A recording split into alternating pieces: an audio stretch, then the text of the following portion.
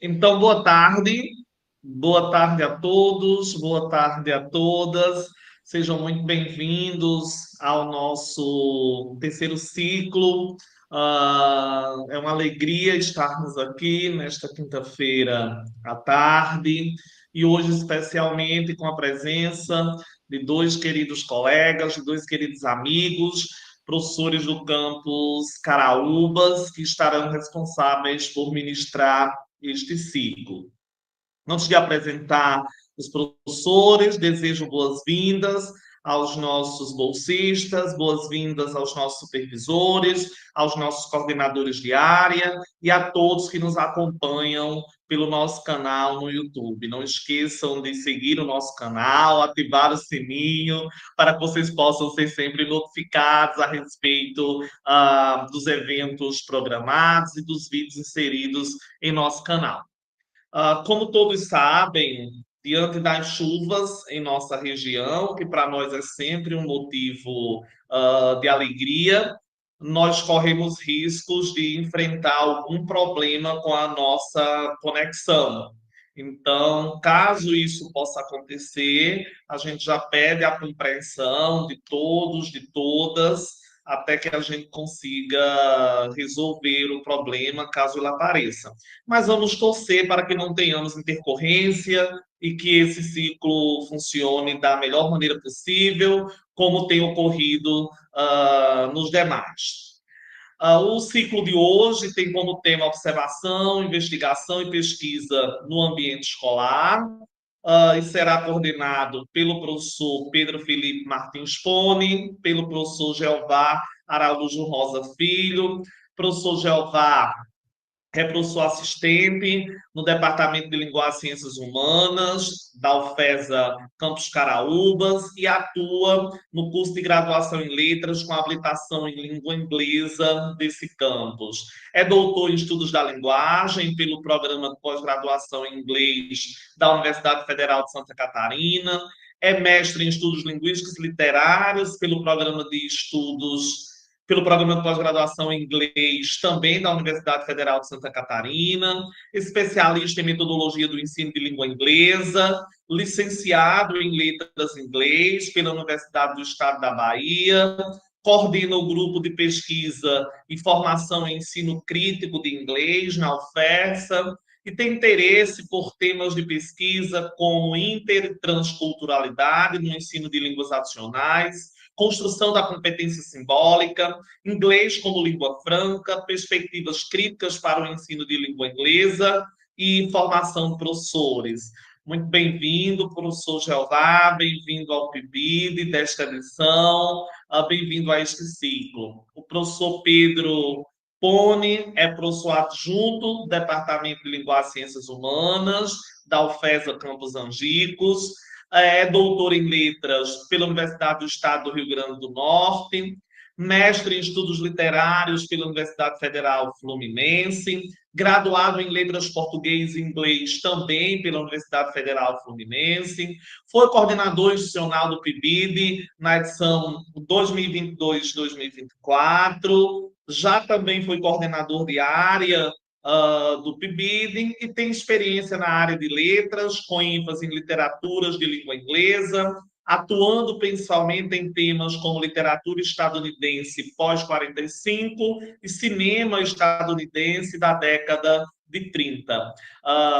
Muito obrigado, professor Pedro Pone, pela disponibilidade, pela contribuição que os dois darão a essa edição do nosso programa. Passo o espaço de fala para vocês, fiquem à vontade e muito obrigado. Ananias, muitíssimo obrigado. E agora só a título mesmo, até de piada, é quase que um ciclo de formação de passagem de bastão, porque eu estava na coordenação do curso de inglês até agora há pouco, né? Não sei se a portaria do GO já saiu, mas o resultado já saiu e o Jeová é o próximo coordenador do curso de letras em inglês. Então, né, diante do nosso chefe de departamento, que é o professor Ananias, é quase que uma passagem de bastão aqui também. gostaria, antes de darmos início à fala, né, de agradecer pelo convite e pela oportunidade, enfim, né, de estar dialogando com a comunidade do PIBID por cá. Esse programa é um programa caríssimo para mim. Eu que vivi o PIBID, eu acho que, tirando como supervisor, eu já joguei em todas. Eu fui PIBIDiano na graduação, fui coordenador de área, coordenador institucional, estou como coordenador de área novamente, e eu tenho um amor imenso pelo programa. Então, queria só agradecer e passar agora a palavra ao professor Jeová. Perfeito, Pony. Muito obrigado. Muito obrigado, Ananias, também, pelo convite de vocês, pela apresentação. Estou um tanto saudoso, né, até aqui, porque venho participando das últimas edições do Então Residência Pedagógica, agora também reconfigurado, né, como PIBID. Então, esse é um lugar de memórias, de estima para mim. Eu sou testemunho do quanto de conhecimento e de experiências valiosas a gente consegue construir aqui nesse espaço, né? Então, eu fico muito feliz por ter sido convidado e por, de algum modo, poder experienciar um pouquinho disso aqui com vocês, já que nessa edição eu não faço parte aí do grupo, né? É um prazer também estar entre colegas, amigos, entre colegas professores, docentes orientadores, alunos que eu já conheço demais. Eu até abri o link do YouTube aqui em outra tela, e estou acompanhando vocês aqui, comentando, todo mundo animado. É muito legal ver essa energia e essa empolgação de vocês diante de encontros de formação, que são, na verdade, esses momentos para que a gente possa conversar, né? Para que a gente possa estabelecer diálogos construtivos sobre a nossa formação docente. Eu acho que muito do que acontece em termos de formação docente acontece nesses espaços de diálogo, seja nas salas de professores, nas salas de aula, nos congressos que a gente participa, né? Então, estejam sempre à disposição desse encontro com o outro, porque sozinhos, nessa nossa profissão, eu acho que nós não somos nada, né? A gente precisa, de fato, estabelecer esses ganchos, esses contatos, para que cresçamos juntos. E, dito isso, o objetivo dessa nossa fala aqui hoje é justamente essa de pensar em como é que a gente pode potencializar a nossa formação docente a partir da compreensão de que me tornar professor também é me tornar pesquisador, né? As coisas, elas não estão separadas. Então, eu sei que vocês sabem que, ao final do programa, vocês precisam apresentar um relatório de experiências, um relato, algum tipo de narrativa de pesquisa, né? Porque, enfim, essas narrativas que vocês constroem a partir das vivências construídas ao longo do programa, elas se configuram, sim, como pesquisa, mas a ideia também é a gente pensar que pesquisa é algo que permeia a nossa formação inicial, não somente na culminância desses projetos, mas por todo o nosso fazer docente, do momento que a gente entra na universidade, ao momento que a gente sai dela, há situações em que a gente encara a nossa vida prática de sala de aula. Olhar para a nossa sala de aula como um laboratório de pesquisa é algo que traz benefícios gigantescos para a nossa prática, né? Porque daí a gente pode pensar em soluções de problemas, a gente consegue pensar em como, de algum modo, desenvolver uma prática docente fundamentada.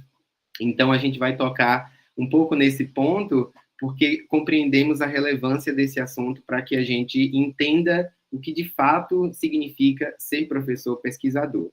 E, a partir disso, obviamente, a gente vai trazer algum recorte, né, quando a gente fala sobre observação, investigação e pesquisa no ambiente escolar. A gente vai formular toda essa fala a partir de um paradigma qualitativo.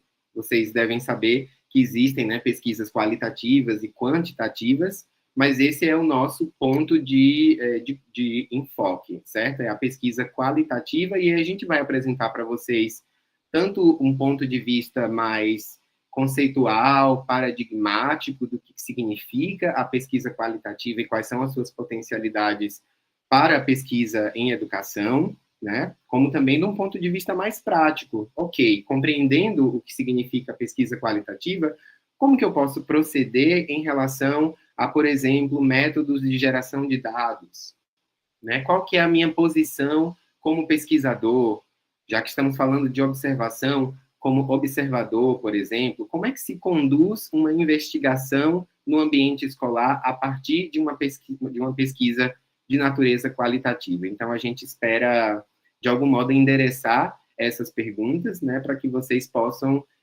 se beneficiar um pouco disso, quem sabe, para a produção dos próprios relatórios que vocês precisam fazer agora durante o programa, mas também para a vida profissional de vocês como um todo, tá certo? Deixa eu só seguir aqui com os slides. Em conversa com o meu querido amigo Pony, a gente chegou a essa conclusão de que seria muito interessante se a gente tivesse, além dessa nossa fala aqui hoje, a indicação de algum material de leitura para vocês, né? Então, o livro que foi base para o desenvolvimento da nossa fala foi esse que vocês podem ver aí na tela. Ele já está aparecendo aí para vocês no YouTube, que eu estou vendo. Pesquisa em Educação, Abordagens Qualitativas, tá?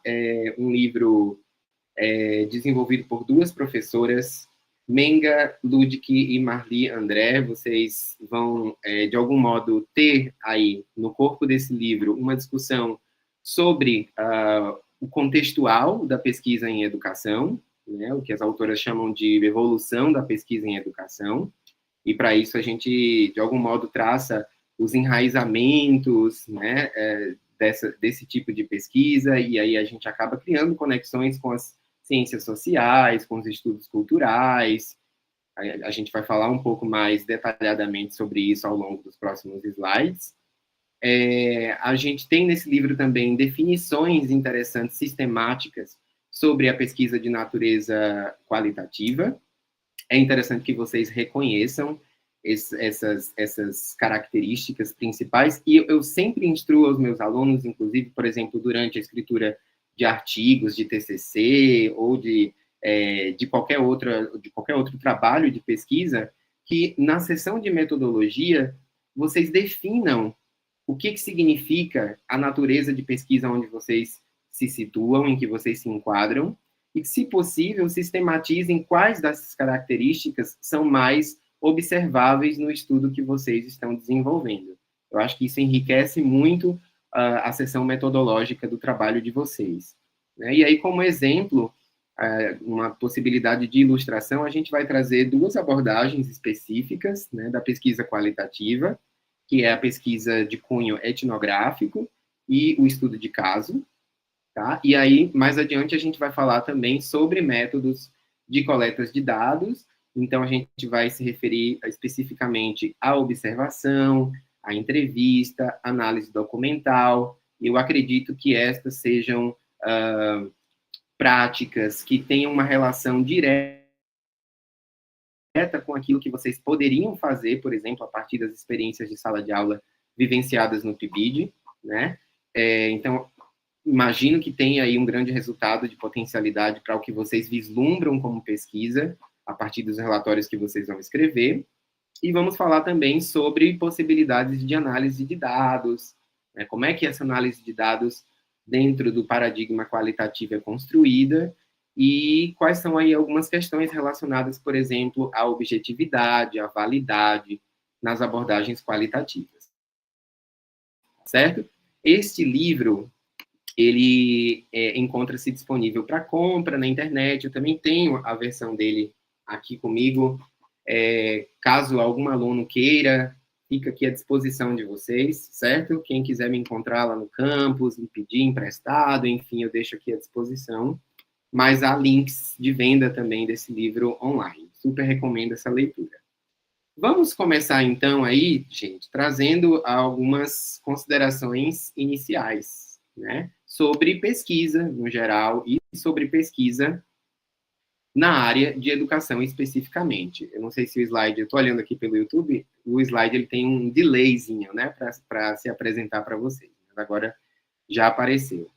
Então, alguns pontos importantes que a gente precisa pensar é que, primeiramente, quando a gente pensa em pesquisa, é válido lembrar que as pesquisas elas não se realizam em espaços imaginários, estratosféricos, né? Ou seja, situados acima das atividades correntes e comuns do ser humano. Então, quando a gente pensa em pesquisa, a gente está se endereçando às questões da nossa vida real, né? Vocês lembram aí que, por exemplo, quando vocês veem alguém apresentando um trabalho de conclusão de curso, é muito comum que as pessoas tenham que defender, inclusive, a relevância da sua pesquisa. Faz parte da escritura do capítulo de introdução que as pessoas justifiquem os porquês, né, de estarem escolhendo um objeto de estudo específico, qual é a relevância social que aquele estudo traz, qual é a relevância acadêmica daquele estudo. Então, sempre é importante a gente lembrar que, embora sejamos acadêmicos e tenhamos aí a liberdade de definir objetos de pesquisa que sejam muito particulares, né? A gente precisa, de algum modo, também ter essa responsabilidade de estarmos conectados com o mundo real, certo? Então, as pesquisas, elas se materializam em contextos sócio-históricos, né? E aí, Rubem Alves, por exemplo, vem e diz que toda escolha de pesquisa também é uma escolha, é um ato político. Então, notem que, de algum modo, aquilo que eu escolho falar como pesquisa também silencia outras possibilidades, né? Eu estou sempre, de algum modo, me posicionando entre os alunos durante as práticas pedagógicas, durante os estágios, por exemplo, né, para a gente ter essa percepção de que a nossa prática pedagógica, ela se constitui a partir de uma relação dialética entre teoria e prática. E ela só é transformativa quando constituída dessa forma. Vejam que, do contrário, eu teria, por exemplo, caso tivesse uma prática docente esvaziada de conhecimentos teóricos, de estudo, de fundamentações, eu teria uma aprendizagem da observação, muito possivelmente, e uma repetição de comportamentos, né, daquilo que experienciei na minha biografia de aprendizagem. Então, eu seria automaticamente aquele professor que reproduz o comportamento dos outros professores que tive. Não que isso seja, em si, algo inválido, né? Mas eu só consigo, de algum modo, modificar uma engrenagem se consigo também relacionar o comportamento que tenho como docente a fundamentos teóricos, a estudos, né? E enfim, a questões que sejam, de algum modo, discutidas no âmbito científico. Se eu tenho apenas uma repetição, um blá, blá, blá, cientificista, né, teórico, mas esvaziado, impossibilitado da prática pedagógica, o que eu tenho, na verdade, é uma espécie de demagogia, vamos dizer assim, né? Aquele professor que não tem a possibilidade da implementação, né? Que não tem a possibilidade da teoria gerada, por exemplo. A gente vai falar um pouquinho sobre isso mais adiante, mas muito do que acontece na sala de aula, né, do desenvolvimento de pesquisa em educação, é teoria gerada, é aquilo que surge também a partir da vivência nos contextos, né, e daí eu vou fazendo formulações teóricas a partir dessas conexões do prático com o teórico. O que eu estou propondo aqui não é que haja uma relação hierárquica entre teoria e prática, mas que haja uma relação dialética entre elas, ambas sendo complementares e se relacionando, certo? Então, quando a gente pensa em estágio, em PIBID, sempre a gente pensa em atividades teórico-práticas, tanto é que nós temos esses momentos formativos, ao mesmo tempo em que vocês têm também a realidade escolar, né? A observação dos procedimentos, do âmbito do design dos procedimentos dos professores, por exemplo, isso é tão necessário quanto, né? E aí eu preciso de tudo isso para a composição da minha praxis, e a praxis é o passo requerido para a transformação das realidades. A pesquisa ela não se reserva a alguns eleitos que a escolheram, ou que por ela foram escolhidos para exercer em caráter exclusivo. Então, muito embora existam pessoas, e aqui eu não quero tirar o mérito de pessoas que vivam apenas da pesquisa, a pesquisa também faz parte da vida diária dos educadores. Então, a quem pertence a pesquisa? Cabe a nós, professores, realizar pesquisa? Sim. Né? Então, como professores, é importante que a gente tenha agência em relação ao desenvolvimento de pesquisa. não somos meros reprodutores de procedimentos, né, porque, de algum modo, tradicionalmente, a gente é levado a crer também de que existe um grupo seleto de pessoas nas universidades criando pesquisa, de que existe um outro grupo de pessoas criando materiais didáticos e que nós, professores, somos aqueles que implementam esses materiais didáticos, esses procedimentos. Não, nós temos à nossa disposição a sala de aula, que é um organismo vivo, né, e contínuo, e temos à nossa disposição também a possibilidade de realizar pesquisas que enderecem as situações de sala de aula, que são situações particulares à nossa vivência como educadores. Então, a pesquisa é, para nós, professores, um instrumento de enriquecimento do nosso próprio trabalho, certo? A partir daí, a gente pode colaborar, por exemplo, com o andamento das atividades num espaço escolar particular, por exemplo, endereçando soluções para as situações, para os problemas que surgem dentro de um espaço escolar em particular, como também a gente vai alimentar uma rede mundial, vamos dizer assim, né, local, mas também mundial, de compartilhamento de informações sobre questões de ensino e aprendizagem, né? Tanto é que quando a gente precisa, por exemplo, compreender um fenômeno de ensino ou de aprendizagem, a gente recorre aos repositórios, à leitura de artigos, a gente vai para congressos, justamente para fazer parte dessa teia de informações que se estabelece a partir de uma forma colaborativa em que todo mundo faz pesquisa e publica e socializa os resultados dessas pesquisas uns com os outros. A pesquisa ela não é uma atividade isolada dos programas de formação ou dos estágios, mas ela é um passo requerido para a formação, né, para a constituição do profissional docente. Então, é muito interessante que a gente pense que a pesquisa ela não deve ser vista como uma pontualidade dentro dos programas de formação, né, dentro da formação inicial, por exemplo, mas que ela deve permear toda a nossa experiência ali dentro, ao longo da nossa experiência, né? Então, é muito legal que vocês estejam aqui fazendo PIBID e, ao mesmo tempo, imerso em TCC e em estágios, porque isso garante que vocês têm uma possibilidade de experienciar de uma forma mais extensiva a realidade da pesquisa na graduação. Bom, tendo, então, apresentado para vocês essas considerações iniciais aí sobre pesquisas, né, e sobre a nossa relação como profissional docente com a pesquisa, vamos agora tratar um pouquinho da evolução da pesquisa em educação para que a gente entenda um pouco os enraizamentos, os fundamentos da pesquisa em educação, certo? Então, primeiro é importante pontuar que a pesquisa em educação, ela se situa entre as ciências humanas e sociais, né, e, consequentemente, ela sofre influências das transformações vivenciadas naquelas ciências, certo? Então, a gente já tem como área, na verdade, um princípio intertransdisciplinar, eu nunca sei exatamente como me situar, como me definir em relação a esses prefixos, né, mas na verdade, o que a gente constitui como pesquisa em educação, na verdade, se fundamenta já em outras áreas de conhecimento, né? E quando eu digo aqui sobre as transformações vivenciadas naquelas ciências, é porque, de fato, a gente tem ali, a princípio, né, uma forma de fazer ciência que tem, mesmo nas ciências humanas, que explora a pesquisa a partir de bases positivistas, né? E que essas bases positivistas, elas vieram aí ao longo do tempo exercendo fortes influências para a construção de abordagens em pesquisas na área de educação. Quando a gente fala aqui sobre paradigma, por exemplo, a gente se refere a essa ideia sistemática, né, de características, de fundamentos, certo? É um termo que tem relação com isso. E quando eu falo especificamente sobre positivismo, normalmente a gente se refere ao trabalho do filósofo francês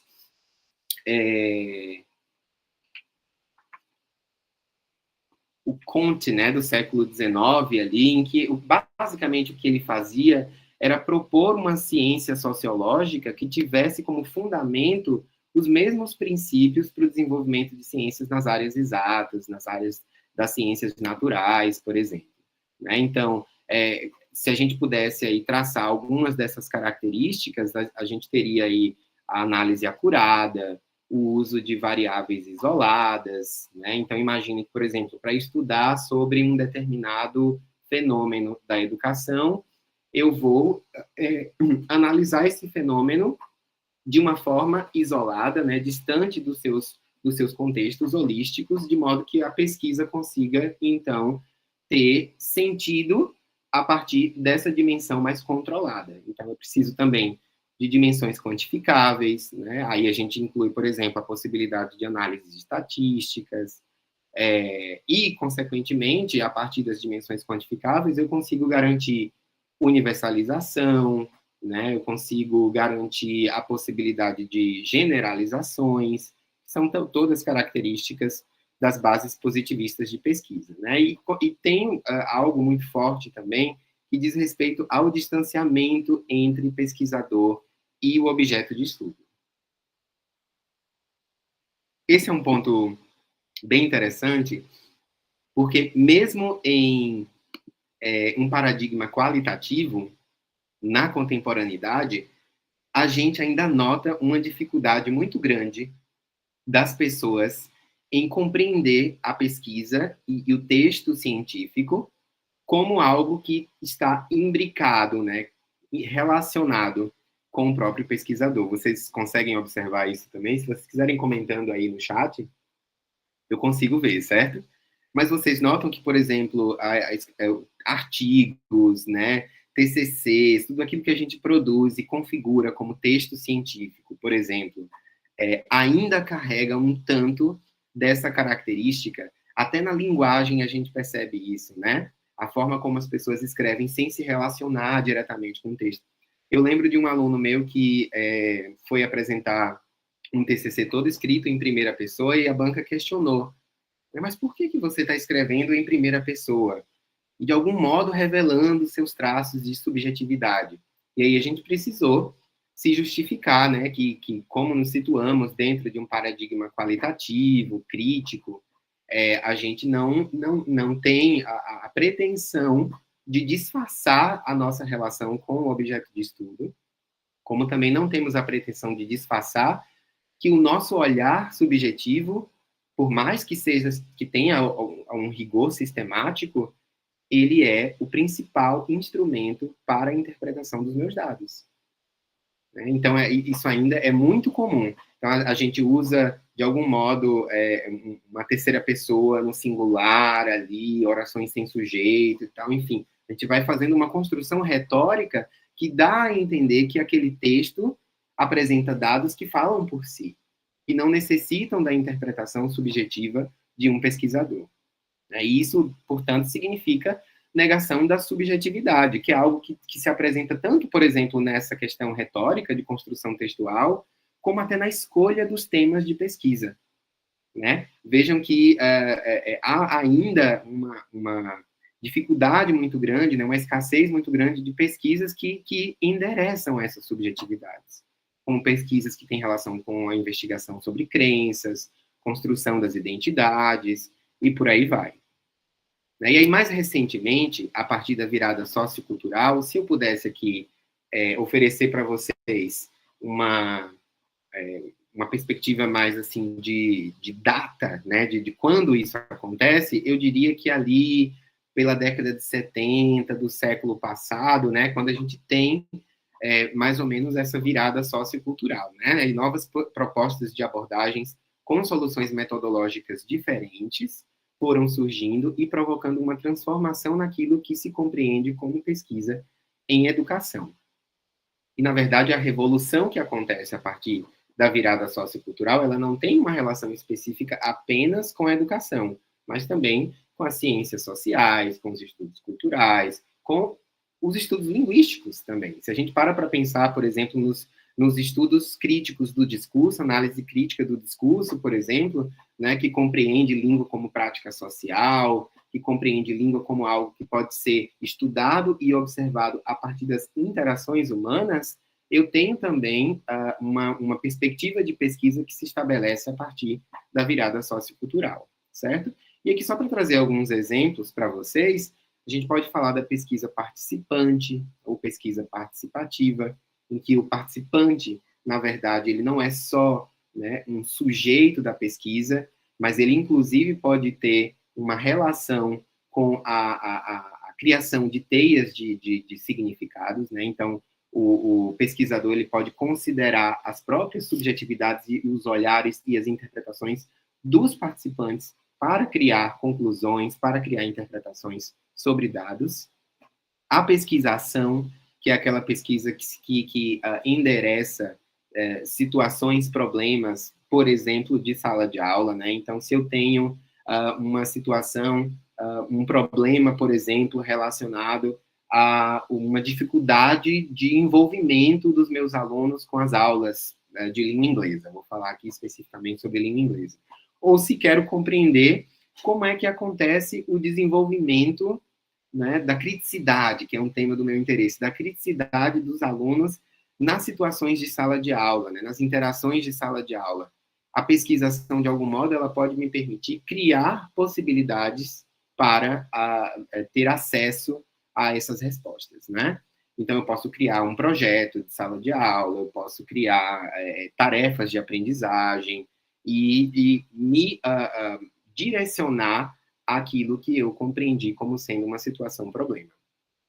E também a pesquisa etnográfica ou naturalística, né? Eu gosto muito de pensar na pesquisa de cunho etnográfico, ou pesquisa com características etnográficas, né? Já que a etnografia, na verdade, é um estudo com características muito particulares, e a gente se beneficia de algumas dessas características. E o estudo de caso também, elas decorrem dessa nova forma de pensar o fazer científico. Então, agora, vejam só que é um comportamento até um tanto subversivo, né, do fazer científico, que diz, olha, para se considerar ciência, eu não preciso fazer referência àquilo que vem sido dito tradicionalmente, a partir das bases positivistas, sobre o que é ser ciência.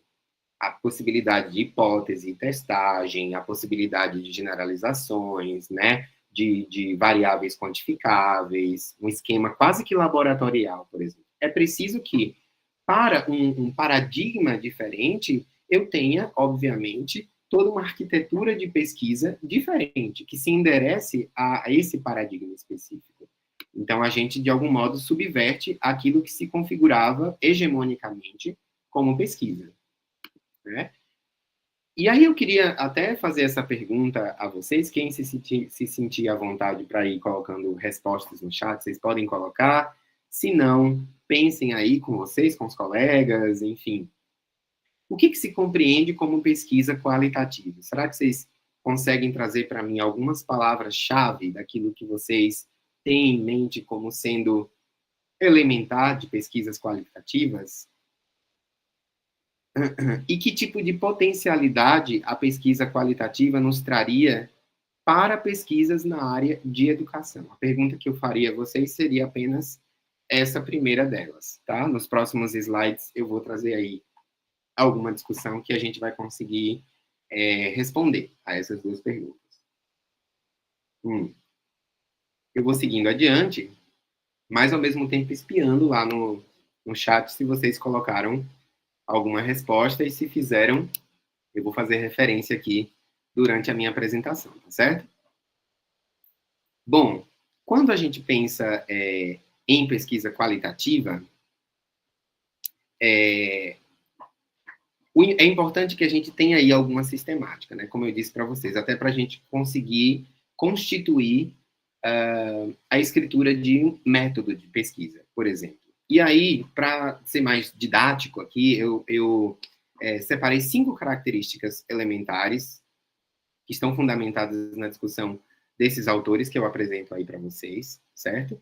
E eu vou compartilhar aqui com vocês. Ó, algumas pessoas, Gerson, por exemplo, né, colocou ali no chat que leva em consideração a quantidade do corpus. Perfeito, Gerson. Isso tem relação, sim, com a pesquisa qualitativa. Geralmente, o corpus da pesquisa qualitativa é bem vasto, porque a gente vai ter múltiplos mecanismos de geração de dados. Por exemplo, eu, quando terminei a minha tese, eu tinha tanto dado gerado que eu não sabia nem exatamente por onde começar. E aí vocês vão ver, né, que o primeiro passo é a geração de dados de uma forma mais holística, e é depois, no segundo passo, que a gente parte para uma sistematização e para a triangulação desses dados. Deixa eu ver o que mais que vocês estão escrevendo ali. Núbia colocou uma pesquisa que tem um punho de uma boa qualidade ao formalizar a pesquisa. A ideia do qualitativo com qualidade, não é, Núbia? Perfeito. Então, de fato, né, o termo ele se estabelece em contraste com o quantitativo. Então, é como se a gente pudesse pensar assim, eu vou observar muito mais a profundidade da descrição, por exemplo, que vai ser criada a partir dessa geração de dados, do que do quantitativo. Então, observem que para a pesquisa qualitativa, não é necessariamente importante que eu tenha uma grande quantidade de participantes. É importante que eu tenha um grande quantitativo de dados gerados, múltiplos dados gerados, múltiplas fontes de dados coletados, né? Qualitativa seriam métodos estatísticos utilizados para tomar decisões educacionais? Estevão perguntando. Seria o contrário, Estevão, na verdade. O quantitativo seriam esses métodos estatísticos, certo? Lembrem-se sempre assim, quantitativo tem relação com números, com variáveis quantificáveis, enquanto qualitativo tem relação com dados descritivos, certo? Então, ok, vamos falar aqui sobre esses 5 pontos, né, que eu separei para vocês. Primeiro ponto é que a gente tem um ambiente natural como sua fonte direta de dados e o pesquisador como seu principal instrumento. Ou seja, é impossível fazer pesquisa qualitativa se eu não tenho contato direto com a realidade que me interessa investigar, certo? E a natureza dessa investigação, ela é interpretativa. Então, me interessa muito mais descrever uma realidade e, a partir disso, criar repercussões, problematizações, considerações, do que, de fato, criar definições que sejam estáticas, né, que sejam definidoras de uma determinada realidade universalizada, certo? Lembrando sempre que esses contextos naturais, que esse ambiente natural, eles são particularizados na pesquisa qualitativa. Então, a gente não consegue criar generalizações por isso, porque a gente investiga os contextos a partir de todas as variáveis que fazem sentido para aquele local. Os dados gerados são predominantemente descritivos, né? Número 2 aí. Então, o que eu tenho ao final de uma geração de dados qualitativos? Eu tenho um amplo material obtido. Então, se eu faço entrevistas com professores ou com alunos, eu preciso das transcrições dessas entrevistas e há todo um rigor sistemático para como essas transcrições são feitas, viu, gente? Importante pensar isso, porque há pessoas que dizem que não há sistemática para pesquisa qualitativa. Isso não é verdade. Há sistemática até para transcrição desses dados. Então, como é que eu vou transcrever uma fala de alguém, por exemplo? Existe toda uma convenção para isso. Existem autores que se debruçam em desenvolver convenções para esse tipo de transcrição, tá? Na minha pesquisa, por exemplo, eu trabalhei com transcrição de interação de sala de aula, e aí eu transformava essas transcrições em episódios. Eu chamava essas transcrições de episódios. Então, em cada episódio, eu tinha ali alguma questão temática relevante para a investigação que eu estava conduzindo, que era sobre a construção da competência simbólica nas aulas de língua inglesa, né? E aí eu ia, de algum modo, construindo a minha narrativa de pesquisa a partir da interpretação que eu fazia sobre esses episódios. Depoimentos, né, também. A gente quer investigar a opinião dos alunos, dos professores, as emoções dos alunos ou dos professores, e para isso, por exemplo, eu posso desenvolver um formulário Google e pedir para que eles respondam. Eu tenho ali uma característica de depoimento escrito, né, ou falado também, pode ser falado, e aí vai ter que ser transcrito também, tá? Posso trabalhar com fotografias. Orientei um trabalho de pesquisa de uma aluna muito legal aqui na UFESA, no Campus Caraúbas, que teve relação com narrativas escritas e narrativas visuais. Se eu não me engano, até Pony participou dessa pesquisa, não foi, Pony? Então, veja só, e para isso ela precisava fazer sentido de algo que sequer era verbal. ela precisava, né, compreender o simbólico daqueles desenhos que os professores fizeram e construir uma narrativa de pesquisa a partir disso. Né? Documentos, também documentos escolares, né? Eu posso, por exemplo, analisar livro didático a partir de uma perspectiva qualitativa. Já orientei trabalho, por exemplo, sobre análise de representações identitárias em livros didáticos, né? Representações de mito do falante nativo em livro didático. Então, se configura como um documento, né? Como também BNCC, documentos escolares, né? Tudo isso faz parte do que a gente configuraria como documentos de interesse para a pesquisa qualitativa, certo? Número 3, nós temos uma preocupação maior com o processo do que com o produto. Parece estranho falar isso, né? Mas veja só, se na verdade, no final da minha pesquisa, as minhas conclusões forem contrárias àquilo que eu tinha como crença no início da pesquisa, isso não é um problema. Certo? Eu sei que para qualquer pesquisa, na verdade, não é. Na pesquisa qualitativa, eu vou precisar me dedicar muito mais ao processo, a como vai ser a minha entrada em campo, a descrição dessas pessoas, dessas subjetividades, dessas realidades, do que exatamente com a definição de um produto final. Então, vejam que eu tenho um interesse muito maior pelo como do que pelo qual. Uma das primeiras adaptações que eu faço quando os alunos estão desenvolvendo pesquisa qualitativa e elaboram, por exemplo, as perguntas de pesquisa, é pensar problematicamente sobre como essas pesquisas estão sendo nomeadas ali. Muitas vezes os alunos apresentam pesquisas como o que pode ser visto ou o que pode ser concluído, não. Na pesquisa qualitativa, sempre como. Como podemos compreender, como pode se observar, para que haja espaço, né, para a compreensão de que o que vai surgir a partir daquela pergunta de pesquisa é uma descrição de realidade, certo?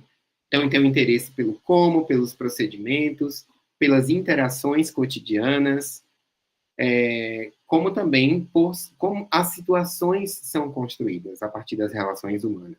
E aí vocês notam a característica etnográfica muito fortemente presente aqui, né, na pesquisa qualitativa.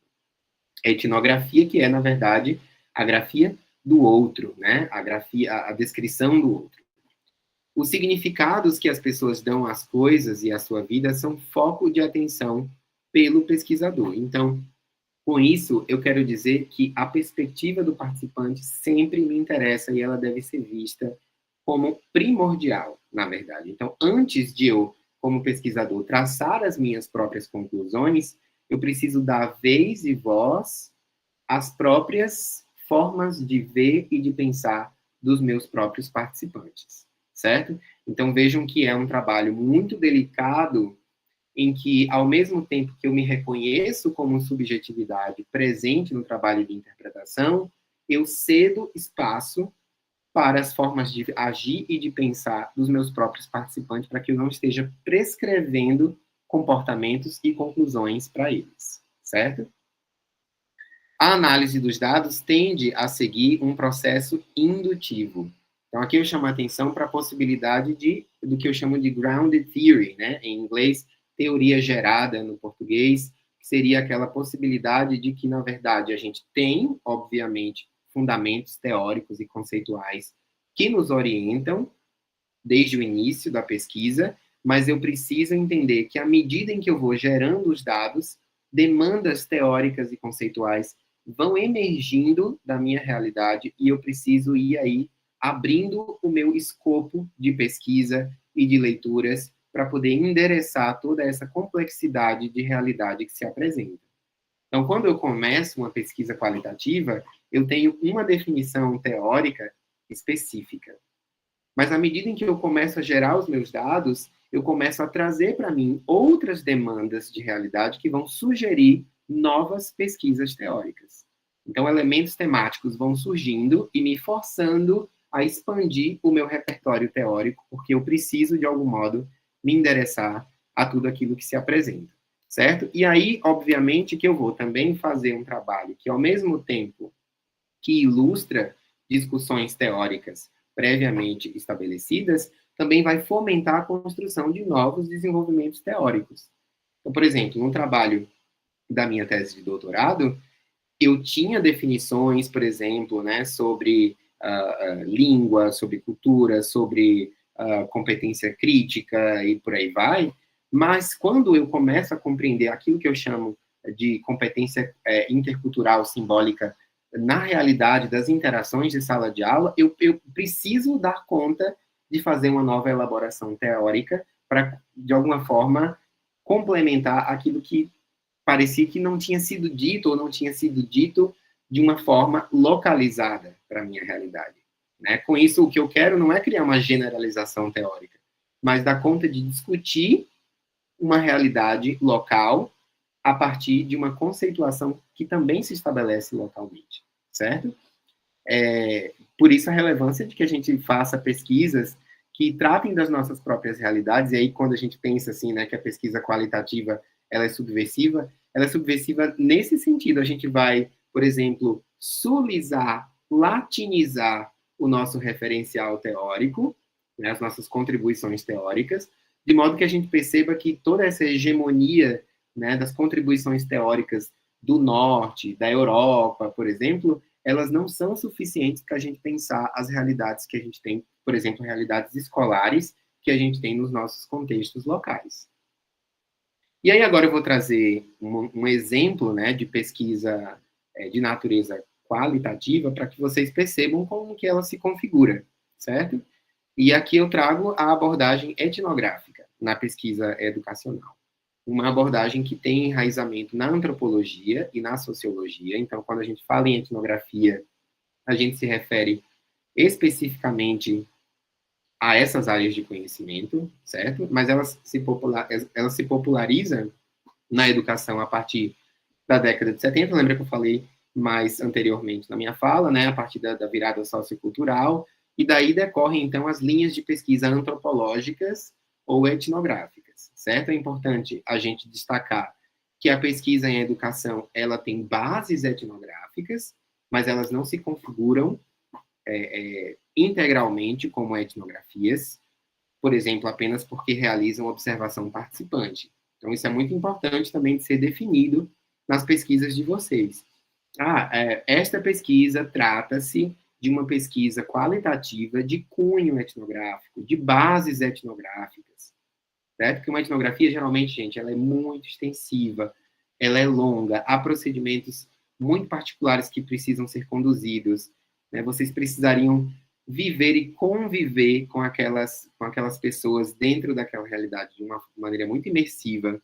Então, se a gente, fiz uma observação participante, fiz uma entrevista com um professor, isso não se configura em si como etnografia, apesar de serem métodos de geração de dados convencionalmente estabelecidos por etnografia, certo? O viés etnográfico traz como potencialidade a possibilidade de a gente pensar em ensino e aprendizagem dentro de um contexto social amplo.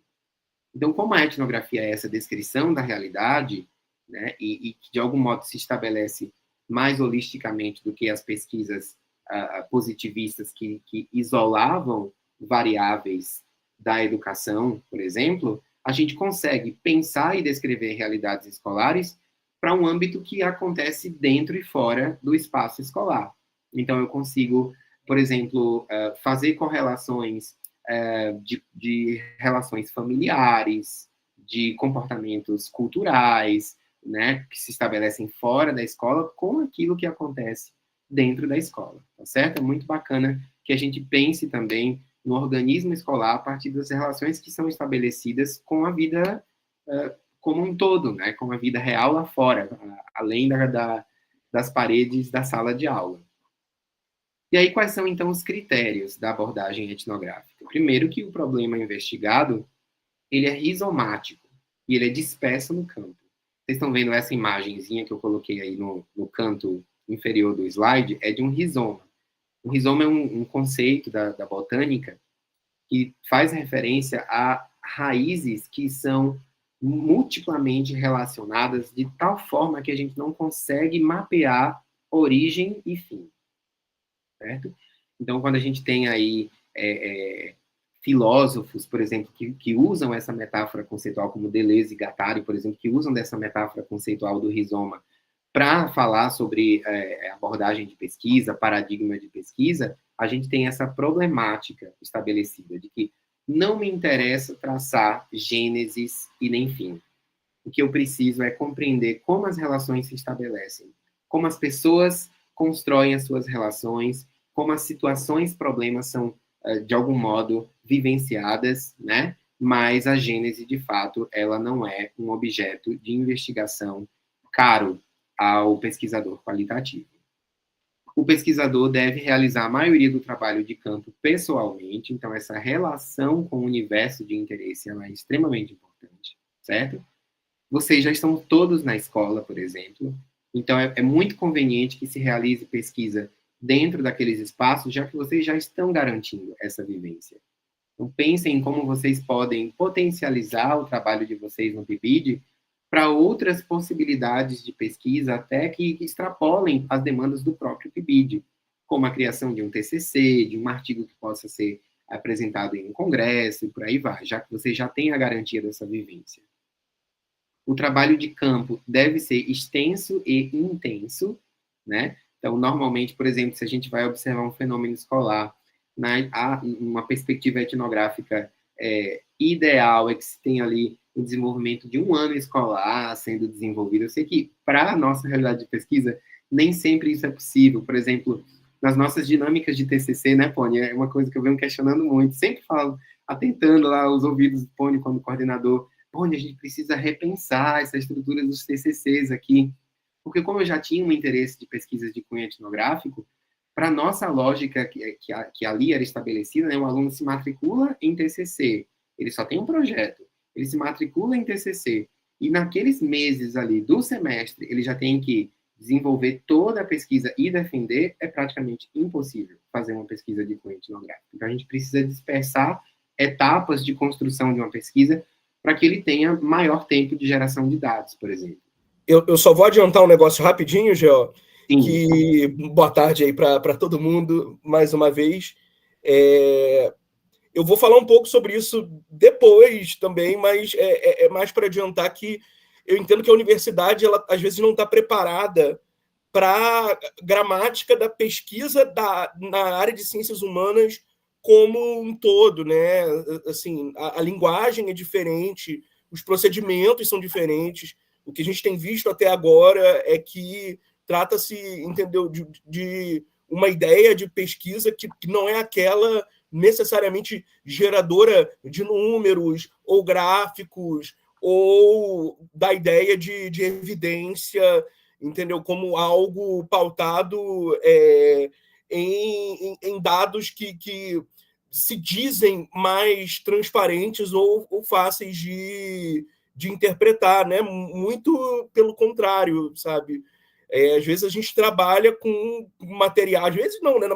Na pesquisa qualitativa, o nosso material ele é de carne e osso, sabe? Ele é gente.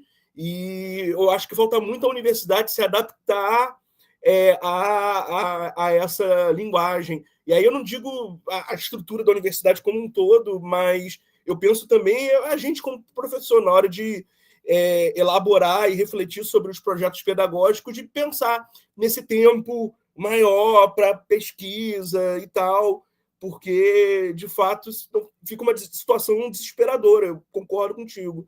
Só para fazer essa pequenina observação e vou deixar você continuar por aí. Sim, Pony, total.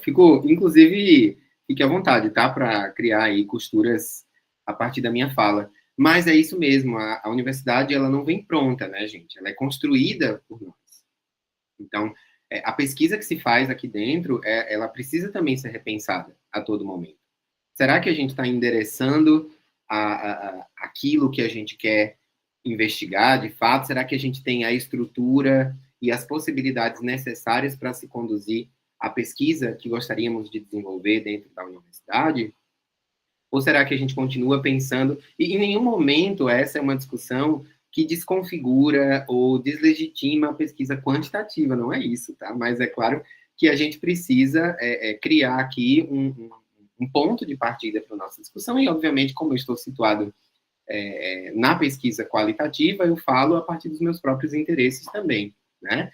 Mas o que eu noto também é que existe um interesse muito grande por pesquisas que possam gerar produtos de propaganda que sejam facilmente reproduzidos, e isso, obviamente, é um mecanismo político, né? Se a gente para pensar, por exemplo, nas pesquisas que se desenvolvem, pesquisas de governo e tal, vocês já notaram que muito do que se desenvolve ali são pesquisas que criam depois, como objeto de propaganda, números quantificados para que as pessoas tenham uma fácil compreensão de uma realidade, que possam estabelecer comparações com o passado e ter uma noção de progressão, de desenvolvimento, se houve avanços, se não houve avanços, e por aí vai. Né? O ponto de vista descritivo, ele é um pouco mais complexo para a gente pensar a partir dessa perspectiva de propaganda a partir do produto de pesquisa. Né? Então, continuando aqui sobre os critérios da abordagem etnográfica, a abordagem etnográfica ela combina vários métodos de geração de dados, tá? Então, é normal, é esperado que a gente tenha aí uma grande produção de dados, como eu falei para vocês anteriormente, né? A partir de entrevistas, de documentos, de depoimentos, desenhos e por aí vai. E depois está tudo bem a gente fazer sentido e criar triangulações num segundo momento de pesquisa. E o relato etnográfico apresenta uma costura entre a vasta gama de dados gerados. Então, a arte interpretativa requerida ao pesquisador, ao etnógrafo, é justamente essa, a de eu ter à minha disposição essa complexidade de dados gerados e, a partir daí, eu fazer sentido de modo que eu consiga responder perguntas de pesquisa específicas. Então, para isso, eu vou precisar dar ênfase a alguns desses dados e também abrir mão de outros, né? Talvez eu tenha aí uma composição de dados que me permita até a criação de mais de um estudo, por exemplo. Quanto aos pressupostos da pesquisa etnográfica, temos dois, certo? Ela é naturalista e ecológica, ou seja, o comportamento humano é influenciado pelo contexto, então é importante a gente pensar nisso, né, que qualquer tipo de pesquisa, então, que desloca o ser humano, os seres humanos do seu ambiente natural, de algum modo está negando a influência dessas forças contextuais, né, e, em consequência, deixa de compreender o fenômeno de uma forma complexa, de uma forma holística. Um outro pressuposto que a gente tem é o qualitativo fenomenológico, né, de que o comportamento humano entende-se pelo comportamento dos indivíduos, com o pesquisador sendo, ao mesmo tempo, observador e participante. E aí aqui a gente tem uma linha muito tênue, né, porque é quase impossível, então, a gente entender o comportamento humano sem tentar entender o quadro referencial a partir do qual os indivíduos interpretam os seus pensamentos, os seus sentimentos e as suas ações. Então, ao mesmo tempo que eu sou um desses indivíduos, dentro desses quadros conceituais, desses esquemas culturais, eu também preciso ter um distanciamento de observador e de interpretador, de algum modo. Né? Então, veja que eu estou sendo parte participante, outra parte observador. E é dentro dessa linha tênue que eu dou seguimento ao trabalho da pesquisa, da interpretação da pesquisa qualitativa, certo? Um olhar mais prático agora, que eu sei que todos vocês ficam esperando por isso, né? A gente tem essa discussão paradigmática, conceitual, mas ok, na prática, como é que se faz um trabalho qualitativo, uma pesquisa qualitativa de cunho etnográfico, então? Como é que eu posso realizar esse tipo de pesquisa no ambiente escolar? Então, para trazer alguma sistemática para vocês quanto a essa pergunta, penso que a gente pode pensar em 3 fases diferentes, em 3 etapas diferentes. A fase de exploração, a de decisão e a de descoberta, certo? Nessa fase de exploração, me interessa selecionar e definir problemas. Então, eu vou escolher o local, eu vou fazer um levantamento de redes de contato para entrada em campo, por exemplo, né? Então, imaginem, eu vou escolher uma escola onde eu vou investigar tal situação. E aí eu preciso do contato dos professores dessa escola, dos alunos dessa escola, às vezes dos pais dos alunos, né, do corpo administrativo dessa escola. Eu preciso me apresentar lá, e apresentar qual é o meu objetivo como pesquisador. Os meus alunos que desenvolvem pesquisa em escola, eles já estão acostumados com esse tipo de movimento, né? Então, eles precisam realmente ir para o espaço escolar, conversar com as pessoas. Muitas vezes, inclusive, trabalhar numa perspectiva até de convencimento, porque o etnógrafo, ele não pode ser visto como um corpo estranho dentro daquele espaço, ele precisa ser bem-vindo ali, parte daquele contexto, né? Então, a partir desse momento de exploração é que eu consigo conduzir as minhas primeiras observações, eu consigo selecionar aspectos a serem investigados e aí criar uma sistemática sobre aquilo que eu vou investigar especificamente. Nesse momento, o problema ele não precisa estar diretamente vinculado a uma linha teórica previamente, né, definida, mas eu, obviamente, vou ter aí alguns aparatos teóricos conceituais já definidos e outros que vão se definindo à medida em que os dados forem gerados. Uma discussão que eu também já abordei aqui com vocês, né? Aquela de que demandas teórico-conceituais vão surgir à medida em que novas realidades forem sendo exploradas, tá certo? Oi, Ananias, pode falar. Ô, Jeová, desculpa te interromper, mas rapidinho, só para dar um aviso, né? Uhum. Acho que algum dos colegas, coordenadores de áreas, deve ter enviado, por alguma razão, esse link para os plebianos, e tem algumas pessoas entrando nessa sala. Como a gente combinou desde o início dos nossos ciclos, né? Os coordenadores, os bolsistas, supervisores acompanham o ciclo pelo YouTube e aqui nessa sala ficam apenas os palestrantes, a coordenação e os intérpretes, para que a gente não tenha problema com a transmissão.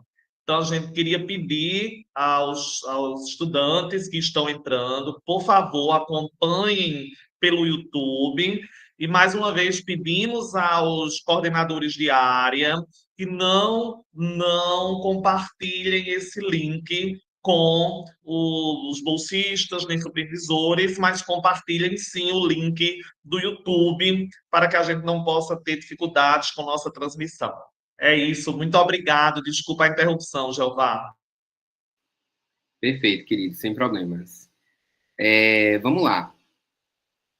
E um outro ponto, né, que a gente estabelece aqui nessa etapa de exploração é de que a gente começa a criar aí as nossas primeiras hipóteses, os nossos problemas começam a ser traçados também nesse momento, tudo isso podendo sofrer alterações futuras, tá, gente? Quando a gente pensa nesse tipo de pesquisa, é algo que a gente tem um traçado inicial, mas à medida em que os dados vão sendo gerados, em que a relação com os contextos e com os participantes vai se estabelecendo, tudo pode se transformar. Na etapa seguinte, nós temos um momento de decisão, né? Então, aí a gente vai precisar realizar uma busca sistemática dos dados selecionados como importantes para a compreensão do fenômeno estudado. Então, é uma espécie de triagem que eu vou fazer. Tendo aquela vasta gama de dados que foram gerados, eu vou precisar selecionar o que me ajuda, por exemplo, a discutir as perguntas de pesquisa que eu elaborei para o meu estudo. E aí, quais são os dados relevantes? Por exemplo, forma e conteúdo da interação verbal com o pesquisador, comportamento não verbal, padrões de ação e não ação, registros de arquivos e documentos, né? Tudo isso em termos de matéria, é o que a gente teria como sendo relevantes para a pesquisa em termos de geração de dados. E numa terceira etapa, nós temos um momento de descoberta, que consiste na descrição e na explicação de uma realidade. Então, é a descoberta dos princípios subjacentes ao fenômeno estudado, né? É quando eu começo a fazer sentido das descrições que eu pude tecer ao longo da interpretação dos meus dados. E aí eu tenho possibilidades de desenvolver teorias, né, e de criar um esquema geral de conceitos. Eu tenho a possibilidade de testar hipóteses, né? Eu tenho a possibilidade de estruturar um quadro teórico gerado também a partir dos dados obtidos e da realidade investigada, que eu já apresentei para vocês como grounded theory, né, como teoria gerada, aquilo que emerge a partir da minha própria investigação contextual. e o encontro de evidências positivas e negativas, certo? Então, basicamente, esse é um desenho que eu acho que dá uma ilustração mais prática para vocês de como uma pesquisa de cunho etnográfico poderia se materializar em termos práticos. E aí, agora, nós temos um outro exemplo, né, uma outra ilustração de pesquisa de natureza etnográfica, que Pony vai apresentar para vocês, e a gente continua essa conversa a partir da sua colaboração. Gente, boa tarde mais uma vez. Só queria informar aos colegas que estão aqui na sala e aos participantes no YouTube que o mundo está caindo em Caraúbas. Então, assim, caso tenha algum problema de conexão, eu deixo isso justificado, porque a chuva aqui está grande. Antes de entrar no estudo de caso, propriamente dito, como ele funciona na pesquisa educacional, eu gostaria de reforçar aquele ponto que eu tinha feito de comentário na fala do Jeová, de que nós precisamos de uma gramática e de uma linguagem própria voltadas para as pesquisas na nossa área. Eu, que sou da literatura, eu vira e mexe tenho que justificar o porquê e a relevância da minha pesquisa, e isso tem muito a ver com o fato de que a gente ainda vive numa realidade acadêmica com esse ranço mais positivista e que tende a dar um valor maior ao quantitativo do que ao qualitativo.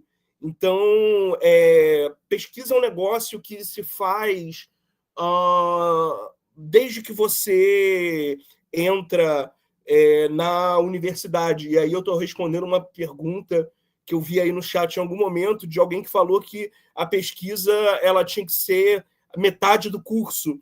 E eu acho que você é pesquisador no momento do oi, entendeu? Da sua primeira interação em sala de aula na universidade, porque é muito importante para a gente intervir na nossa realidade como pesquisador, e aí, tanto na realidade de aluno, como de aluno em formação, professor em formação, ou quando nós formos professores, porque é isso que vai possibilitar com que nós geremos pesquisas, metodologias e essa gramática própria da nossa área.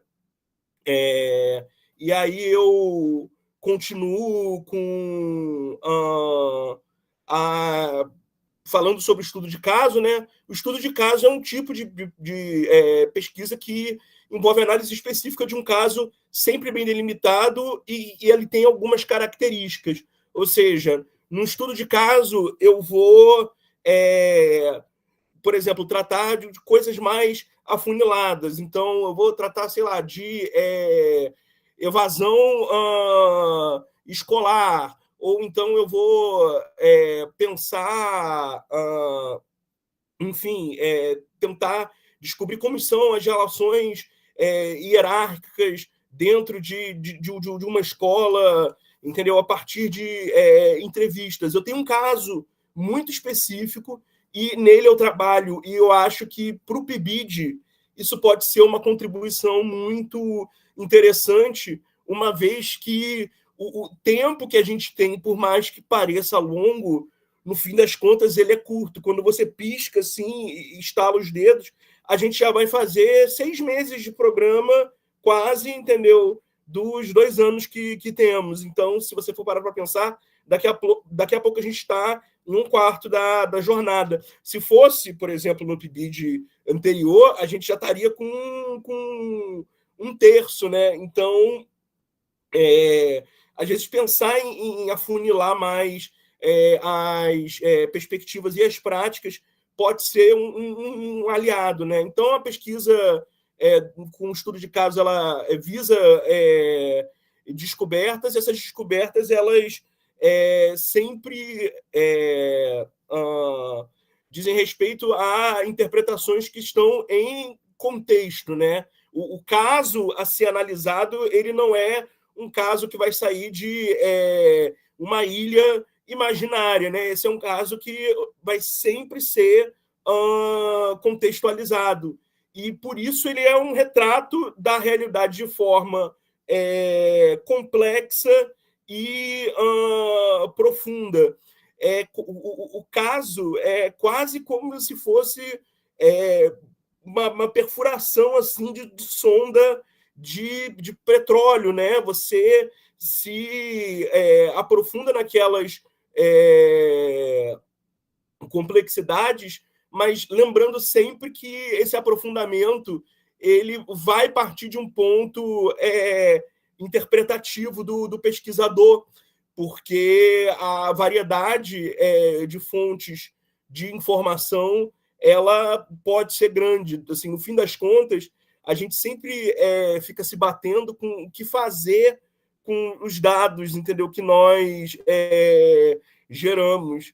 Eu entendo que é sempre a parte mais difícil, né? Que é a análise e interpretação de dados. A gente chega lá já, mas, enfim, continuando, a pesquisa com estudo de caso, ela permite um negócio que é muito interessante, que são certas generalizações naturalísticas, mas que elas fazem sentido num ponto de vista qualitativo. Então, aí eu cito do texto, né, que a gente usou como texto base, em lugar da pergunta, esse caso é representativo do quê? O leitor vai indagar o que eu posso ou não aplicar desse caso, entendeu? Na minha situação. Então, a gente pensa o estudo de caso como uma pesquisa que ela vai servir de fonte de diálogo para futuros leitores, né? O estudo de caso ele é também uma espécie de grande inspiração. Talvez a inquietude que gerou, entendeu, o seu estudo de caso seja também a inquietude vivida por um outro professor, em outra escola, em outro contexto, em outra disciplina. Então, você tem esse diálogo franco a partir dessas generalizações que não significam perda, na verdade, né? Elas significam um ganho em diálogo. E elas podem representar visões conflitantes, né, no contexto social. Às vezes, os dados eles não chegam para a gente como a gente espera, né?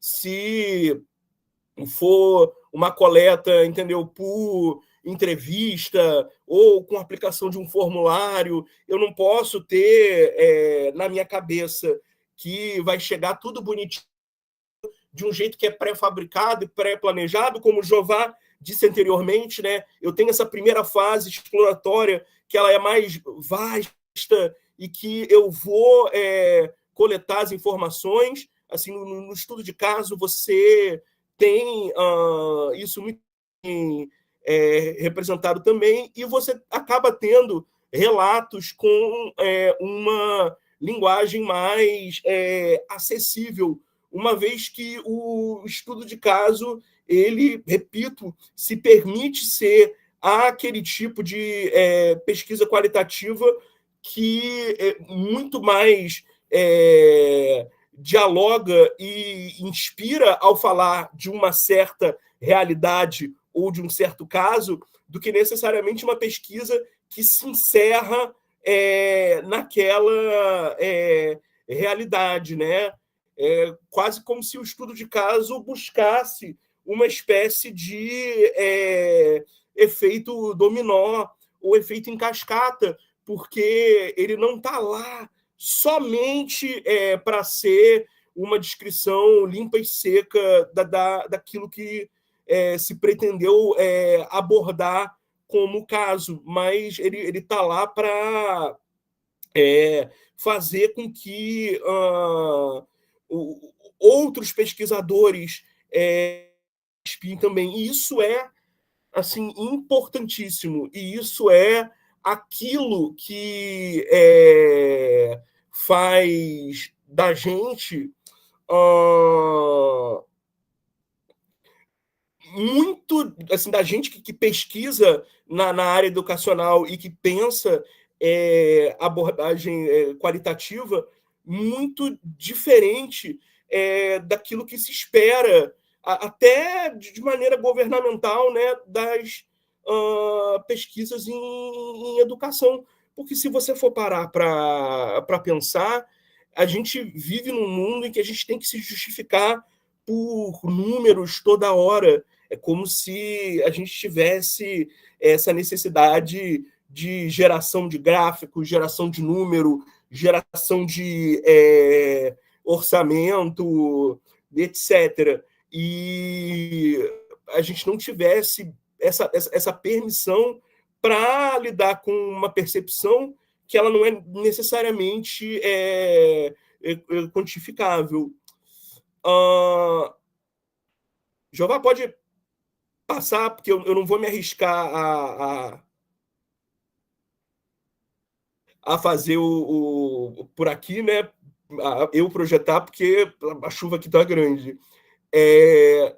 Então, o desenvolvimento do estudo de caso ele passa por 3 fases, né? A primeira é a fase exploratória, ou seja, a delimitação do plano vai se afunilando conforme o estudo se desenvolve, ou seja, você não parte de uma ideia pré-concebida e enlatada, você pode até ter algumas concepções teóricas prévias, como o professor Jeová estava mencionando, mas você, de fato, se dá o direito de explorar todo o material coletado. Assim, meu orientador de doutorado ele tem uma metáfora muito interessante, que ele diz que algumas pesquisas elas são feitas tão a toque de caixa que elas parecem que são uma fábrica de salsicha, né? Onde os seus dados são a carne e a teoria sua, entendeu, de conforto é a máquina de fazer salsicha. Então você joga dados, entendeu? Aí sai aquele embutido, sai a salsicha, entendeu? Você joga os dados e você vai fazendo. Então, essa eu acho que é uma metáfora muito interessante para mostrar o que é o contrário da pesquisa qualitativa e do que essa fase exploratória nos dá de oportunidade. E aí eu cito mais uma vez, né, dentro da própria concepção de estudo de caso, que pretende não partir de uma visão pré-determinada da realidade, mas aprender os aspectos ricos e imprevistos que envolvem determinada situação, a fase exploratória se coloca como fundamental para uma definição mais precisa do objeto de estudo. A própria determinação de se minha pesquisa vai ser um estudo de caso ou não, ela vem dessa fase exploratória também. Talvez eu explore, entendeu, o campo e defina que eu não vou fazer um estudo de caso, por exemplo. Então, a fase exploratória ela se coloca como fundamental, porque depois dela vem essa delimitação do estudo, né? Ou seja, o que eu vou fazer, o que se configura como caso, entendeu? Nesse meu campo de análise, se é uma escola, etc, etc. Há um caso aqui para ser estudado ou não, e por aí vai. Para daí, no final, eu fazer uma análise sistemática de dados e a minha elaboração de relatório. Pode passar, Jeová, por favor. Mas como coletar, né, os dados? E aí a gente chega em algumas possibilidades importantes. A primeira delas é a observação, depois eu vou falar um pouco da entrevista e da análise documental, certo? Pode passar mais uma vez. Pronto. A observação. A observação ela requer, primeiramente, um planejamento do como e do que será observado, né? Tem que tomar um cuidado para não criar uma interferência muito grande dos nossos pré-conceitos. Assim, eu acho que a gente é impossível não se deixar interferir, mas eu acho que nem tanto interferência para ficar tão pessoal, mas também nem tanto distanciamento para não explorarmos o máximo da questão ativa. Então, o planejamento daquilo que se observa é fundamental. Assim, o planejamento ele é amplo, ele é um planejamento que requer assim uma série de pontuações que eu posso ir afunilando com o tempo. Em segundo, ele permite que o observador chegue mais perto da perspectiva dos sujeitos. Então, se eu vou a uma escola, a uma sala de professores, a um sindicato de trabalhadores da educação, e eu coloco aqueles lugares como o meu campo de observação, eu vou estar no mesmo lugar que o sujeito e de sua perspectiva. Obviamente que aquilo que eu farei com a perspectiva do sujeito, ele é algo interpretativo, não tem como fugir do caráter interpretativo e do pesquisador, enquanto esse sujeito ativo que vai interpretar os dados a posteriori. Mas eu chego pertinho dessa perspectiva do sujeito. E a observação ela possui alguns métodos. O primeiro deles é o que eu destaco como participante total, né, segundo Juncker, que é que o observador não revela a sua identidade. É como se o observador ele entrasse naquela comunidade que ele vai observar, tentando ser parte da comunidade sem revelar suas intenções, seus interesses, se é pesquisador, por que está fazendo pesquisa, etc, etc. A segunda é a do participante como observador. Então, o observador revela apenas parte das suas intenções para não influenciar os grupos observados. Então, por exemplo, eu chego numa escola e aí eu digo para a direção e para a coordenação, olha, eu vou fazer uma pesquisa aqui em que eu quero observar o comportamento dos alunos relacionado a tal variante, sei lá, ou seja, como os alunos se comportam no ensino de matemática, por exemplo. Mas a minha pesquisa ela envolve também observar os professores, observar a coordenação pedagógica, etc, etc. Então, eu revelo uma parte daquilo que eu vou fazer, mas eu não revelo o jogo todo para eu não ter essa interferência nos outros grupos observados, né? Depois é o observador como participante. E aqui o pesquisador revela seus objetivos desde o início.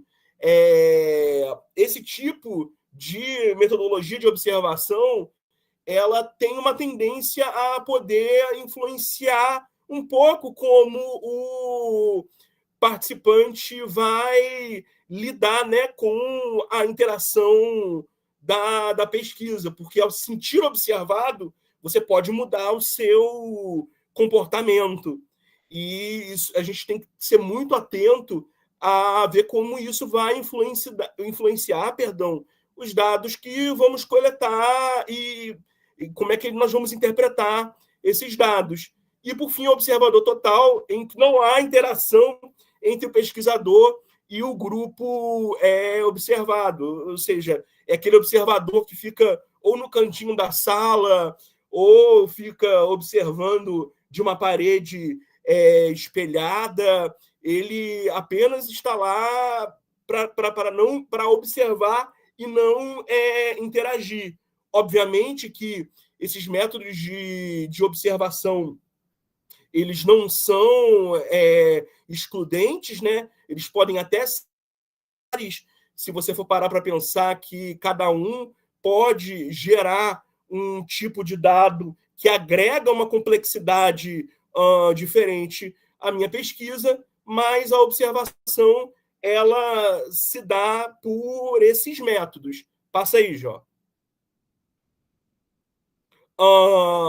Eu tenho que prestar atenção naquilo também que eu posso obter como dados, perdão, a partir da observação. Então, o conteúdo das observações vai levar em consideração a descrição dos sujeitos. Eu vou reconstruir diálogos feitos pelos sujeitos, e aí você tem toda uma metodologia para fazer isso, e é assim muito complexo a reconstrução de diálogos, né? Eu não trabalho especificamente com essa área, mas no curso de letras a gente tem disciplinas de sociolinguística, e algumas pesquisas em sociolinguística exigem que a gente observe falantes em seus contextos. E eu já fiz trabalhos finais em sociolinguística em que eu tive que fazer reconstrução de diálogo. E, assim, você tem que ser muito preciso, assim, uma metodologia assim, de ajuste muito fino, e por aí vai. Você também tem a descrição de locais, descrição de eventos especiais, descrição de atividades, os comportamentos do observador. Essa última parte dos comportamentos do observador é fundamental de se destacar, porque, enquanto observador, eu não estou impedido de acabar fazendo alguma coisa que vá alterar a ação do meu participante. Então, é importante descrever também os comportamentos do observador para que, no futuro, ao fazer a análise dos dados, eu consiga ver qual foi o meu grau de interferência, né? Repetindo, não tão distanciado a ponto de perder o caráter qualitativo, mas também não tão próximo para o meu sujeito de pesquisa virar um colega, um amigo, um brother. A parte reflexiva dessas observações, das minhas anotações, elas vão envolver reflexões analíticas, e aí o pesquisador entra como esse sujeito ativo que vai desenvolver as suas análises, suas conjecturas, reflexões metodológicas, e aí eu retorno, enfim, né, a parte da minha metodologia de pesquisa e vejo como isso bate ou não com os dados, dilemas éticos e conflitos, como a pesquisa qualitativa ela trabalha, na grande maioria das vezes, com seres humanos, ela é uma pesquisa permeada por questões éticas, né? A gente tem que lembrar que o sujeito que se observa, ele é um ser humano. Você normalmente passa a pesquisa com seres humanos por comitê de ética, para que ela seja, enfim, né, avaliada ou aprovada, ou receba sugestões, porque esse é um tema muito delicado. Eu vou dar um exemplo aqui de algo que acontecia bem antigamente, né, com pesquisas com seres humanos. Um exemplo não é meu, é de um professor meu, não é necessariamente com método de observação, né?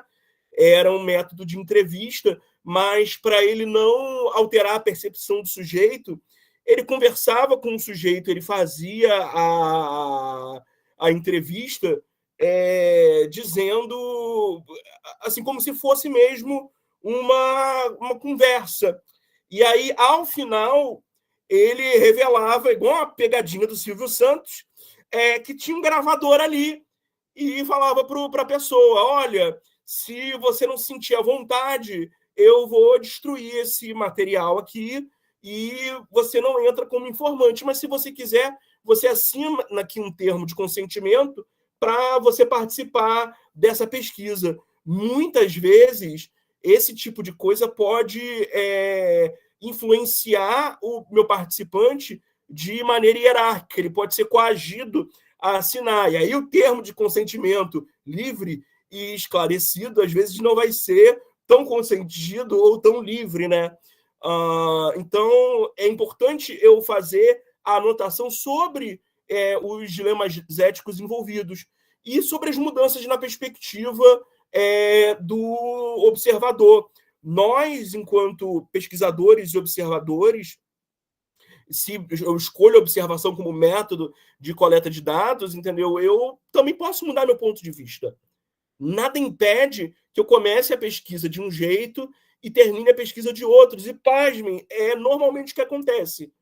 Aquele projeto que você apresenta como projeto de TCC, ou projeto de mestrado, ou aquele projeto que você apresenta como subprojeto do PIBID, ele pode sofrer certas alterações, não, acho que não alterações tão dramáticas, mas ele pode sofrer algumas alterações de perspectivas de acordo com a sua participação em campo, né? Nada impede que você mude enquanto pessoa, mude a sua perspectiva, etc, etc. E outros esclarecimentos que se mostrem como necessários. E você faz o registro dessas observações, que podem ser por anotações, transcrições de gravação, por filmes, fotografias, slides, etc. Isso aí vai muito de como o observador quer deixar essa coleta de dados registrada por observação, né? E de como a pesquisa dele está estruturada. Pode passar. Pronto. Eu vou agora falar um pouco da entrevista, né? Que é um outro método muito utilizado para a coleta de dados na pesquisa qualitativa, né? Ela acaba sendo mais interativa e em tese, menos hierárquica porque ela dá possibilidade ao sujeito de manifestar a sua reação imediata, né, ao que acontece. Então, se o sujeito não gosta de uma pergunta ou não se sente confortável com uma pergunta que você vai fazer uma entrevista, você vai ter esse tipo de reação dele na hora. Então, se você faz uma pergunta e o sujeito faz uma olhada de canto de olho, isso constitui também parte daquilo que você vai analisar na sua pesquisa. Constitui não, né? Pode constituir, se você sentir que esse é um dado relevante. Ainda assim, ela é hierárquica, porque não adianta, né? Você vai colocar uma situação de entrevistador e entrevistado. Então, o sujeito ele pode se sentir acuado, mas ela acaba sendo menos hierárquica. Você tem a possibilidade de captação imediata de informações desejadas, né, como eu disse anteriormente, e aí não só informações verbais, mas também as informações não verbais. Então, olhares assim de soslaio, ou então caretas da pessoa, ou cara de dúvida. Isso influencia o material que você produz. O registro das observações podem ser feitas por anotações e transcrição de gravações, e, mais uma vez, a gente presta atenção nas questões éticas. O uso desse material é exclusivo para fins de pesquisa. E, normalmente, o meu sujeito entrevistado, ele não é nomeado. Assim, ele recebe algum código ou um pseudônimo e por aí vai. Então, se eu fizer uma entrevista com o professor Ananias, eu não vou transcrever botando assim, Ananias, e vou dizer, eu posso colocar sujeito 1, ou informante 1, ou então eu peço para ele escolher um pseudônimo. Ele fala, não, eu quero que eu seja José. Eu ponho, José disse que... Enfim, a gente sempre tem que prestar atenção nessas questões éticas, porque, lembrando, mais uma vez, estamos trabalhando com seres humanos. A gente entrevista gente de carne e osso. Beleza? Pode passar. E a gente chega a um dos últimos métodos aqui, que é o da análise documental, né? Um dos últimos métodos de coleta de dados, que é o da análise documental.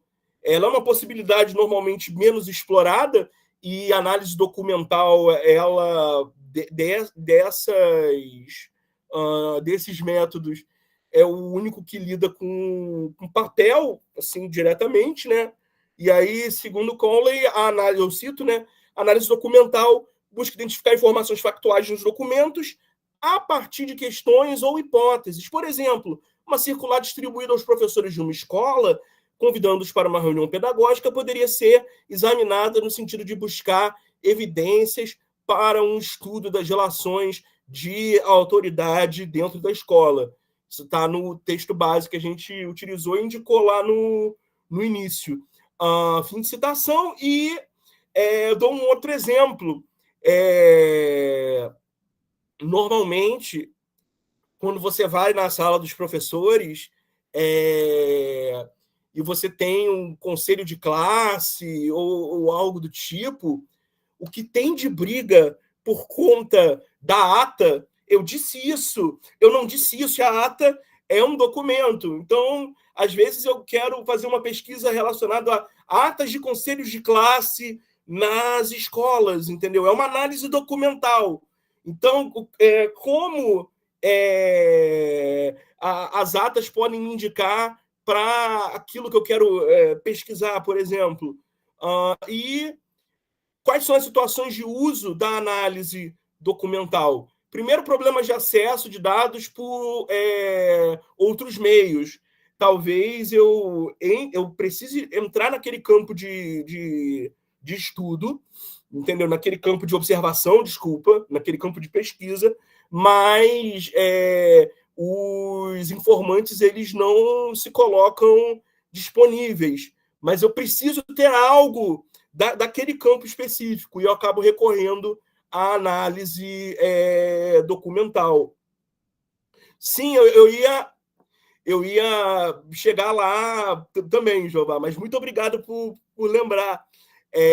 A outra é a ratificação de informações obtidas por outros meios, ou seja, eu posso cotejar as minhas observações, a observação é um método de coleta de dados, ou as minhas entrevistas, que é um outro método de coleta de dados, com os documentos da escola, caso, enfim, né, o meu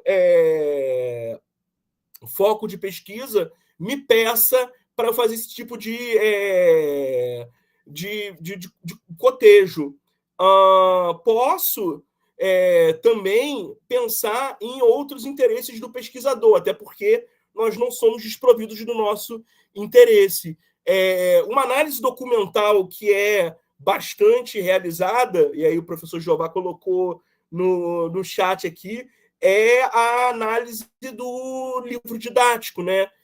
A gente, às vezes, se esquece que o livro didático ele passa por um processo de seleção que ele está sujeito à sua confecção enquanto material a documentos outros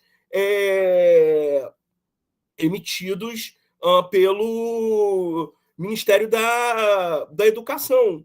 Então, como será que, enquanto documento, o meu livro didático funciona para certas situações?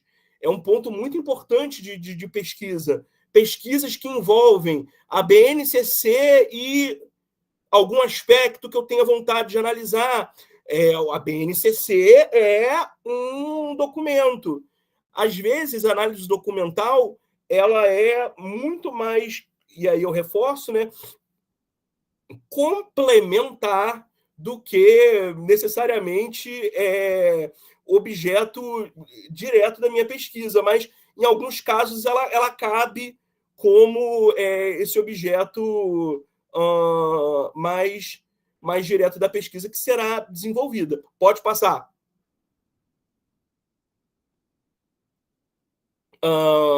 E aí a gente chega à análise dos dados, né, propriamente dita, e a questões relacionadas à objetividade e à validade nas abordagens qualitativas. Então, eu primeiro quero falar de alguns procedimentos de organização. O primeiro deles é a delimitação progressiva do foco de estudo. Então, eu parto de uma perspectiva ampla para uma perspectiva mais afunilada. Quando eu vou analisar os meus dados, eu não posso tipo assim, me deixar perder por aquela fase exploratória maior que eu fiz antes, quando eu fui coletar os dados. Então, eu tenho que agora dar um jeito de afunilar aquilo que... E isso também se faz, por exemplo, questões analíticas, né? Então, eu sistematizo os dados em torno de questões chaves. Então, por exemplo, a que serve essa disciplina, sei lá, num currículo, ou qual o efeito da prática X ou Y na aprendizagem dos discentes, ou como o excesso de sábados letivos influencia na performance do professor, e por aí vai, entendeu?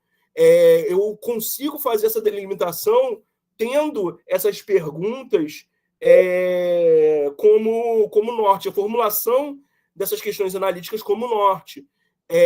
Eu faço um aprofundamento da revisão de literatura, porque a minha pesquisa ela tem que retornar a dialogar com a teoria e com outras pesquisas semelhantes, né? A revisão de literatura ela não é um fichamento dos meus teóricos de cabeceira. Ela tem que estar em constante diálogo com o meu material de pesquisa. Então, a todo tempo, eu tenho que voltar aos meus teóricos utilizados e mostrar, por exemplo, se eu fiz a opção de escrever um artigo com seção teórica, ou se eu fiz questão de escrever um TCC com um capítulo teórico, por que aqueles teóricos estão lá? Entendeu? Se o meu relato de experiência ou o meu relatório de experiência envolve diálogo com alguma teoria ou com pesquisas semelhantes, elas estão lá por quê? Então, eu faço esse aprofundamento da revisão de literatura a partir da minha análise de dados. O professor Jová disse antes, e nunca é demais reforçar, que a minha pesquisa ela vai ter que trazer alguma coisa para agregar aquela, enfim, né, constelação teórica já existente. Eu tenho que pensar também na testagem de ideias junto aos sujeitos e também pensar que organiza-se a análise de dados por um uso extensivo de comentários, observações e especulações ao longo da coleta. Então, eu tenho que saber lidar com isso também. Troca aí. Pode ir. Próximo. Ixi, fechou no meu. Tá aqui. Pronto. E os procedimentos de análise, especificamente? Primeiro, a construção de categorias descritivas, né? E é o reforço, o diálogo com a teoria e com a percepção do pesquisador. Então, a partir dos meus dados já coletados e organizados, eu lido com a confecção, né, dessas categorias descritivas, reforço mais uma vez esse retorno da análise para a teorização, né? E aí eu cito: a categorização por si mesma não esgota a análise, é preciso que o pesquisador vá além, ultrapasse a mera descrição, buscando realmente acrescentar algo à discussão já existente sobre o assunto focalizado. E aí, para a gente não ficar, inclusive, fazendo somente elucubrações que não são pautadas na realidade, né? A teoria da pesquisa em educação, ela tem esse ancoramento, essa ancoragem no real, na prática, no dia a dia. E é muito importante que a gente, enquanto pesquisador, consiga dar nossos 2 dedinhos de contribuição para as teorias, né? Eu tive uma professora que me inspirou muito, uma grande mentora de vida, a professora Sônia Torres, que ela dizia que 2 coisas, né? A primeira é que pode ser que o seu trabalho ele seja usado em sala de aula ou seja utilizado enquanto bibliografia para um outro pesquisador, é a primeira coisa. E o porquê disso é porque depende das lacunas que você vai deixar. Então, essa elaboração, entendeu, que vai da análise para a teoria, ela tende a deixar lacunas e outras inquietações e outros questionamentos para futuros pesquisadores. Às vezes, alguém vai pegar o seu artigo, o seu relato de experiência, o seu TCC, vai ler e vai pensar: mas por que fulano não abordou tal coisa? Isso faz um baita de um sentido, a gente não tem que lidar com todo. Então, é na sua lacuna que o outro pesquisador vai se inserir e continuar ou começar, né, o seu trabalho. E, mais uma vez, a gente pede atenção, né, às questões éticas, tanto na descrição dos procedimentos de análise, quanto como a autoavaliação, e sempre que necessário, o que a pesquisa pedir, passar a sua pesquisa, entendeu, por um comitê de ética em pesquisa com seres humanos, porque assim a gente lida com gente, sabe? Não custa repetir. Pode passar. Então eu penso aqui, como considerações finais, e aí eu deixo até aqui um momento mais aberto, não topicalizei nada, né? Professor Jeová, se quiser entrar nesse momento, ele também pode entrar, mas pode não, deve, né?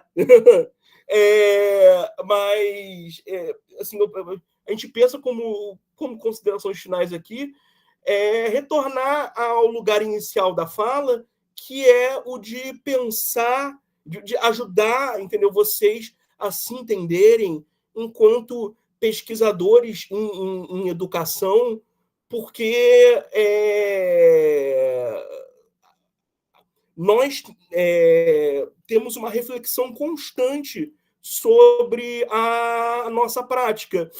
Então, não é porque eu estou em sala de aula que eu não sou necessariamente um pesquisador, entendeu? A ideia de fazer pesquisa, ela não está necessariamente relacionada só com um olhar científico de publicação, entendeu? De artigos, etc, etc. Talvez o seu olhar de pesquisador e a sua interação como pesquisador na realidade da sua própria sala de aula vá fazer com que você consiga enxergar certas lacunas e problemas que estejam acontecendo na sua escola, né, que você trabalha no futuro, para que você consiga intervir, né? Então, esse colocar-se como pesquisador e docente não são coisas que se contradizem. E ser pesquisador não é necessariamente, mas é também só sair por aí publicando coisas, né? É também ter esse olhar sensível e investigador sobre o contexto escolar e a realidade escolar. Diga lá, Jeová. Perfeito, Pony. Concordo.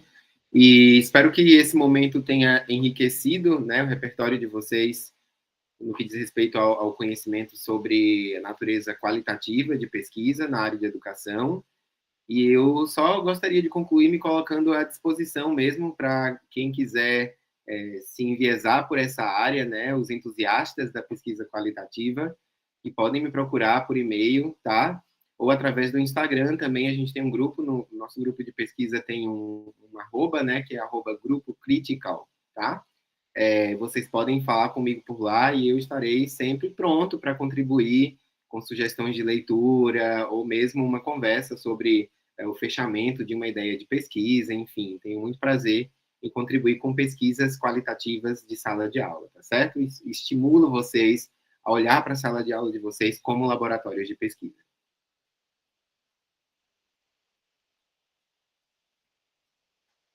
Bom, a gente tem um tempinho já apertado, né? Então, eu só gostaria, mais uma vez, de agradecer, tá bom, ao convite e me colocar à disposição para o que vocês do PIBID precisarem. Eu estou aqui sempre.